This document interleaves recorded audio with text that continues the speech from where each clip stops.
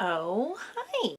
This week we're gonna do the quickest project. I am sorry for not posting last week. I know I missed it a couple weeks before that because I was really sick, but I had no time to myself the past 12 days. So I have been slowly weeding out all of my business casual clothing out of my closet because I don't fucking need it anymore. I make costumes. I can wear whatever I want as long as bits are covered, you know? And I have this sweater dress, which is comfortable, but it's like a little too warm and just a little too dressy. Also, I just hate this pukey green brown color. I do like all of this black on the bottom, and I don't have any black plain infinity scarves. And I haven't had anything to drink in a while, so here's what you need.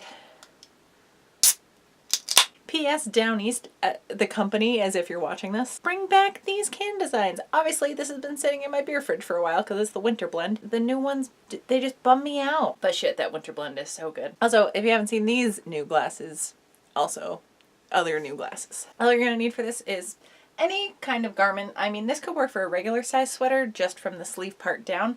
It is a very, like, thick knit sweater. And obviously, if you want some color to it, you go right ahead and get stripes or something involved. I just need a plain black warm sweater because it's New England and the sun is never going to come for us. John Lennon lied. I've also picked out some flair to add. So I have some black, gray, and silver buttons to throw in there. I thought it was like a cool color transition that's still keeping it neutral. And I'm always wearing silver jewelry because I hate gold things. Not hate, it's just not my favorite. I feel like the pressure is on because I haven't been in the shop in a while and I'm also behind on videos, so I'm like extra frantic and you're probably getting that. So my first step is just going to be cutting a straight line right under this print. I thought about keeping it, but it's specifically like a winter design and I just want this to be as neutral as possible. Feel free to cut through both layers at once if you want to be extra particular about it and you have stripes or something involved. You can do one layer at a time. Oh my god, it's beautiful! Because this is a knit, you can stretch it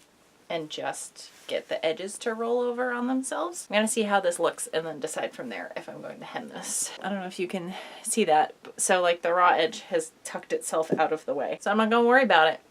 Easy as that. If it was sticking out more, I would go ahead and do a hem. I even changed my thread color in anticipation of having to sew it. See how it looks with this other scarf out of the way. I like it, and it's big enough that I can go around twice without choking myself. Oh, it's so soft. This is the thing with like garment fabric, turning it into a scarf of some kind, is it's almost always gonna be like real nice and soft. All right, so now I just need to decide where the buttons are gonna go. I guess it doesn't matter because I can just spin this however I want. There's infinite possibilities.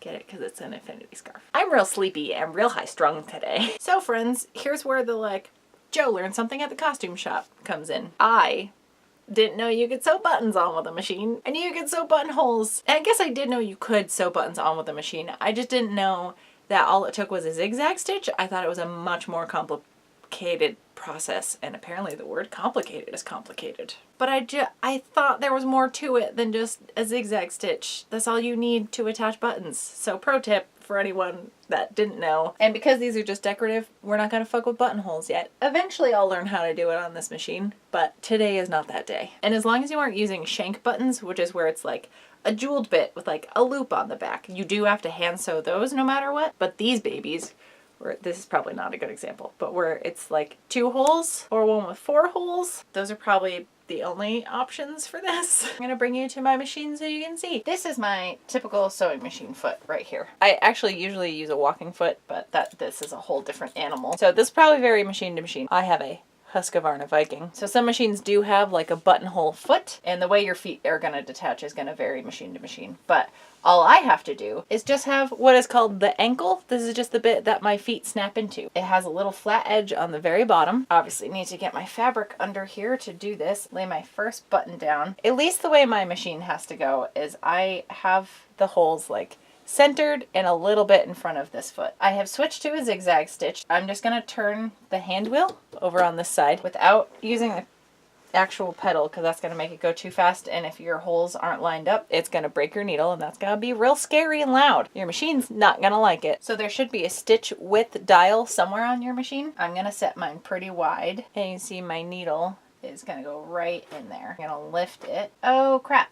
except my feed dogs are going. So my feed dogs just pushed this, and I forgot you can set your stitch length to 0, or if you're able to drop the feed dogs, you should do that. Those are the bits on the bottom plate that kind of like pull your fabric through. But if it's set to 0, that's no stitch length, so it's not gonna pull it because you don't want your stitch to go anywhere. Does that make any sense? Yeah, that's making it go back and forth. You can't see this. So I'm just turning it by hand to make sure the needle's gonna go between the two. I have my needle at my very widest setting. And yeah, now that I know the needle's gonna go in the right spots, I can press the foot down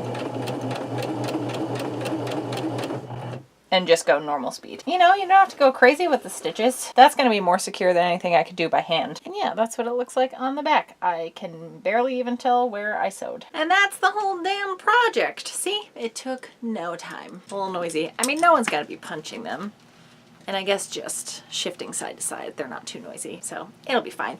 I am already warm having this on. I fucking love scarves. Like I said, I'll have a video up midweek this coming week to make up for missing last weekend. It's a weird one, so I'm glad it'll just go out on like a irregular posting day, and then I'll get back to like typical projects after that.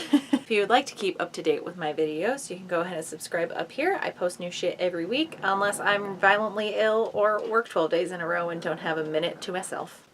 If you'd like me to be able to dedicate more time to videos, you can go ahead and check out my Patreon up in this corner. I actually just did a painting for my mail time perk friends. And somewhere down here, I'll put a link to a video where I made a really fun infinity scarf that I enjoy doing a lot. I've essentially turned myself into a cat toy.